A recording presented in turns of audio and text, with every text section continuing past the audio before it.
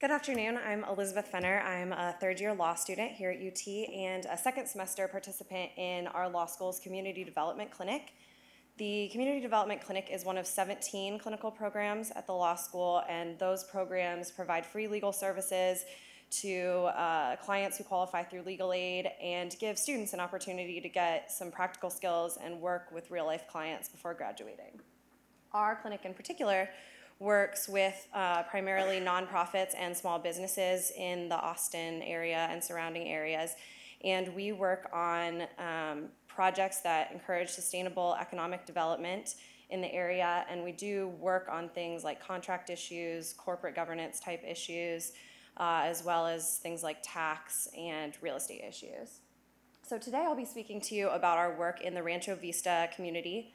It's a mobile home community in the San Marcos area. You can see a map of it here.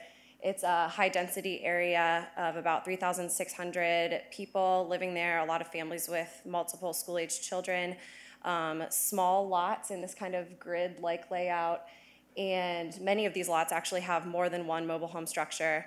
There's been a study over the last 5 years that has shown that this community has higher levels of poverty and lower mobility than the rest of Guadalupe County, and that actually more and more structures have been being built on single lots and less new lot ownership, so showing declining affordability in the area as well. This is a typical home in Rancho Vista. This home's actually owned by an individual client I worked with who is an elderly woman living entirely off of Social Security as her sole income. As you can see, some major structural issues. She's kind of patched up the outside of her home. Really what she needs is a new home, but can't afford that, obviously, living on Social Security. This is another home in the area and highlights one of the other big issues for the Rancho Vista community, which is wastewater issues. 98% of people living there are on septic tank systems because the developer, although developing on the outskirts of San Marcos, did not connect the development to the sewage lines. Out of those 98%, 44% report major problems with their septic tanks. And then this is the inside of a home. It's actually the same home of the elderly woman that I first showed you. Obviously structural issues on the inside too with the roof. She also has a lot of cracks and damages in her floorboards that allow stray animals to get in and out as they please. Basically the effect of this is a weatherization issue, which is also very prominent in the area. It's the same temperature on the inside of her house as it is on the outside all year round. I visited her on clinic business during the winter, and she was heating her home with her stove, which for many reasons is obviously very dangerous. So UT became involved in Rancho Vista in 2004 when the Environmental Law Clinic found out about the wastewater issues, came in, helped hook them up with GrantWorks, which is an area nonprofit, and brought in about 20 new septic tanks for families, and then also got some weatherization assistance. The Community Development Clinic found out about the issues in Rancho Vista from the Environmental Law Clinic and became involved in 2006. And we've done a wide range of work, some things with individual title issues, but what I'd mostly like to focus on is our work in forming and counseling the new nonprofit that the actual leaders, the residents of the mobile homes have formed amongst themselves to work toward economic improvements.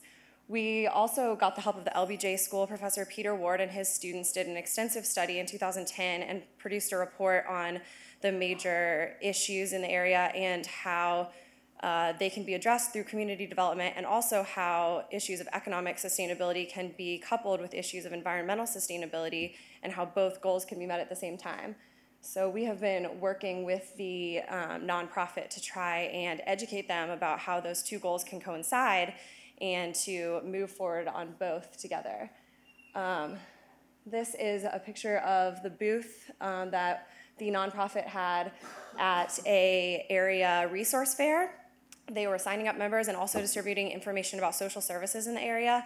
One of the main problems in low-income communities is not only the obvious physical issues with the housing structures that you saw, but also just a lack of connectivity with general information resources that the rest of us have access to, information about employment, information about social services, information about how to have your voice heard in the political arena.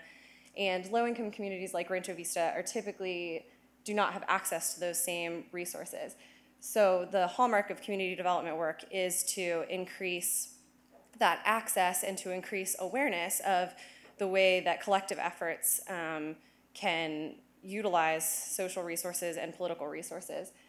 So by handing out information about social services to the area, we've had a large increase in applications to USDA grants for home improvements, continuing applications for new septic systems, things like that. And the leaders of the nonprofit are really able to see how it's their work that's helping their neighbors. This is a clinic student presenting to the nonprofit board and some other members and just interested parties who came to the board meeting. Last semester, myself and another clinic student presented 4 intensive board trainings to the nonprofit board, and it was really rewarding to see how quickly they were coming to understand the legal responsibilities of a nonprofit. And I had so many of them say to me, you know, we never thought that we would run an organization. This is incredible, and that's really where you see the benefits of community development work, is in building that capacity to lead and to make a difference in their own communities. That's another picture of a meeting. And then this is a picture representing, this is a resident leader speaking to the rest of the group. And as we've gone along, it's really transitioned nicely from kind of the clinic students showing them how to lead board meetings to these residents really taking over and leading them themselves. The last thing I'd like to tell you about is their newest initiative that we're moving forward on this semester, which is a self-help emergency repair housing program. They're starting small, but there's a lot of construction experience in the community. A lot of the men in the community have worked in construction, and starting this semester, actually just this past weekend, they went out and did the first assessments on the first homes to be receiving repairs. They're looking for a couple small repairs that they can make, and then plan on expanding it out to a larger scale program and utilizing some of those recommendations from the LBJ school on how self-help housing can be done in an environmentally sustainable way as well. So in conclusion, I think that we have been developing this incredible model of community development work that also incorporates the goal of environmental sustainability, which generally is something that can get lost when in such an area of such clear, pressing economic need. So I look forward to seeing how that develops in the future and how the two goals can work together. Thank you.